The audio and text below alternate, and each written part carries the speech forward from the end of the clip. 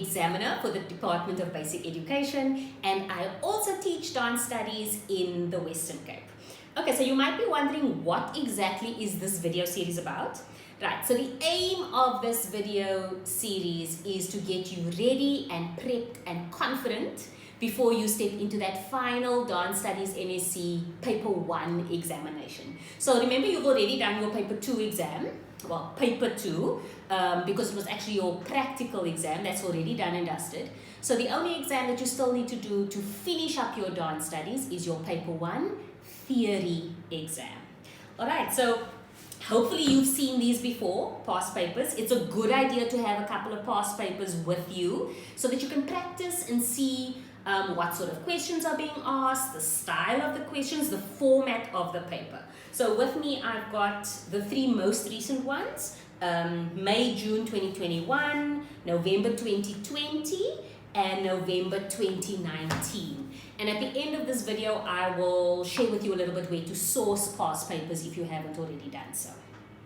Okay, so today's video is going to focus on the format of the question paper. So in other words, what the question paper looks like, right? So we're going to look at the cover page, the instructions page, we're going to look at the sections that you will find in the paper, as well as the different questions and what the specific mark allocations per question is. Okay, so let's get into it. Let's look at that cover page first. Right, so right at the top of the cover page, you will see it says Basic Education, the Department of Basic Education, Republic of South Africa. Underneath that, it will say National Senior Certificate. So in other words, this is your exit exam, your end of school career, exiting high school exam. It will have your grade, which is grade 12, of course. And then in the little block, it will have the details according to your subject. So for dance, right, it says Dance 1, DNCE 1, so that's Dance Studies Paper 1.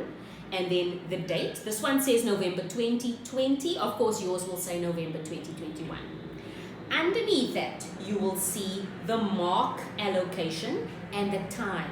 Okay, so if you've been practicing past papers, you'll notice that the mark allocations, or the total of the question paper, is out of 100 marks. But remember, your question paper that you are writing this year is out of 150 marks. So you're still writing for 3 hours as well. So it's going to become quite important to plan your time accordingly, because you're now writing for 3 hours, but you're still writing for a total of 150 marks. Underneath that, it will tell you how many pages there are in the question paper, so 12 pages in total, and then it will also tell you whether you are writing in the afternoon or the morning session. Okay, so let's look at the instructions and information page, right? So I know it's very tempting to just go straight in and start answering, and the question is often, do I really have to read the instruction page? The answer is yes. Because it's going to help you plan out how you go about answering your question paper. It will tell you the sections. It will also tell you if there are any choice questions. And if you haven't read this and you jump straight in, you might miss that detail. Okay, so let's go through some of the things that you're going to find on the instructions page. So there will be general exam information here that you're going to find on any instructions page. So things like, if we look at number 2, it talks about numbering the answers. So it's very important to use the same numbering system that is used in the question paper in your answer book, and to actually write out the question number at the top. So when you start answering question 1, for example, you write out question 1, skip a line, 1.1, answer, answer, answer, 1.2, answer, answer, answer. It also makes your answers a little bit easier to read from a marker's perspective. So make sure that you've numbered exactly as it is written in the question paper, and that you've also laid it out nice and clearly and skipped a line in between. Right? Okay, it also says read each question carefully, take note of what is asked. We're going to go through that a little bit in more detail in the next video, where we talk about what exactly the question is asking us. Right, then it talks about planning. You may do rough planning in your answer book. So guys, remember, you can have as many answer books as you want, right? So don't feel like you only have one answer book, so now you need to squash everything in there. You can have 5 if you want, okay? But try not to have 5. We're not trying to kill the trees here, right? You can have as many answer books as you want. So if you need to do rough planning, you do it in your answer book, you draw a line through it, and that will indicate to the markers that they mustn't mark that section. So make sure that you use your answer book to do your rough planning. Okay, and then it also talks about you will be assessed on your ability to organize and communicate clearly, write in one language, so you're not writing in a mixture of English and Afrikaans. And then the last one says, remember to write neatly and legibly. So remember, if the markers can't make out what you've written, they're not going to be able to award you any marks, right? So try and write as neatly and legibly as you possibly can.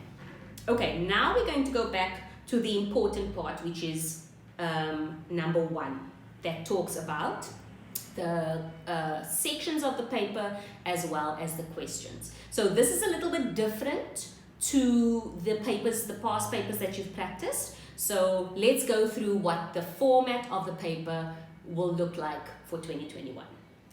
All right, so let's look at the question paper sections and questions. Right, so section A is safe dance practice in healthcare, and this section is worth 60 marks.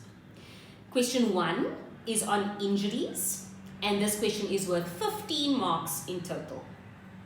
Question 2 is on components of fitness, and this question counts for 20 marks. Question 3 is on general healthcare, and this question counts for 10 marks. And then the last question in this section is question 4, and this question is about dance performance. And this question is 15 marks in total. So as you can see, section A is the shorter section of the two. Right, let's move on to section B. Section B is dance history and literacy, and this section is worth 90 marks. So this is the section where you're going to find all of your longer type questions. It starts with question 5, which is improvisation and choreography. So in other words, all the stuff to do with your PAT that you've done this year. And this question is worth 25 marks. Then we have question 6, which is dance literacy. And this question is also worth 25 marks. It's followed by question 7, which is on the dance work. So your prescribed dance work that you've studied. And this question is also worth 25 marks. And then the last question is question 8 on the choreographer, the set prescribed choreographer that you've studied. And this question is worth 15 marks. So as you can see, section B is the heavily loaded section. So if you were to plan out how you're going to go about answering your paper, I would say spend about 1 hour on section A and make sure that you leave at least 2 hours in order to complete the longer questions in section B. Sure, okay, that was a lot of information in one go. So I think it's time for us to take a little bit of a breather. So we're going to play a little game to test how much you remember from what was just covered in the video. So the game's going to work like this. You're going to get a question that's going to flash onto your screen. And then under the question, there are going to be various options for you to choose from in order to answer. So you're going to have 10 seconds to choose the correct answer. And you can jot your answer down if you want. You can share it with a friend or a relative. If you're at home, you can share what your answer is with them. So let's just try and see where we're at. Let's go into the game.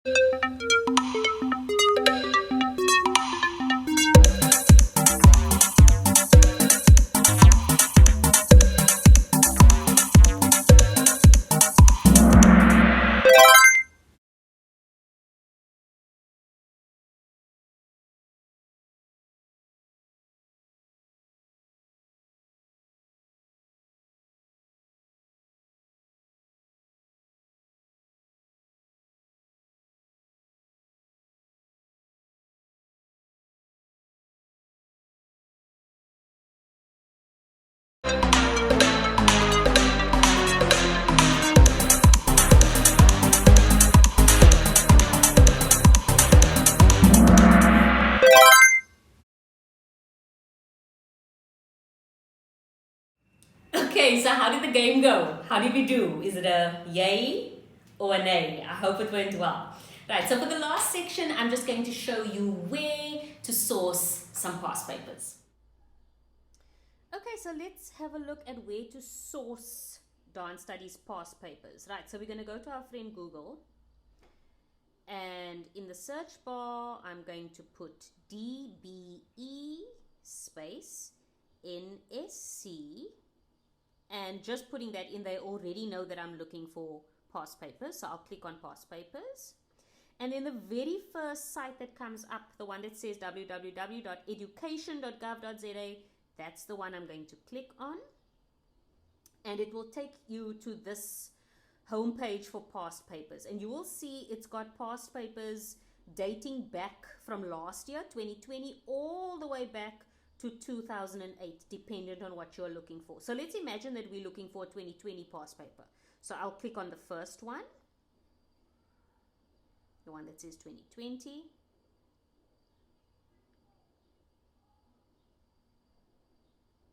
Right, and then all of the questions, or all of the subjects rather, will come up. So you'll see the languages will appear first. So you'll scroll past all of that. And then from the non-languages onwards, it will be in alphabetical order, right? So accounting, you're going to scroll all the way down until you see D, which is dance studies. And there you go. You have the memo in Afrikaans, the memo in English, and the question paper in Afrikaans, and the question paper in English. So if I click on it, it opens up, and there's the question paper. It allows me to download it as well. And then the same, of course, with a marking guideline, or with a memo rather. So yeah, test yourself. You'll actually be surprised at how much you know don't cheat and look at the memo first. First complete the questions and then go back and see what the memo actually says. You'll actually surprise yourself. You know a lot more than you think you know. Okay, so let's recap what we covered in today's video. So today we looked specifically at the format of the paper. So we looked at the cover page, the instructions page. We looked at how many sections there are in the paper, as well as the specific questions and their mark allocations. And then at the end, we looked at where to source past papers so that we can practice writing those questions. The next time, we're going to be looking at verbs. So in other words, the common verbs that we find in the dance studies paper that tell us what to do or what is required of us. All right, guys, all the best, and I will see you in the next one.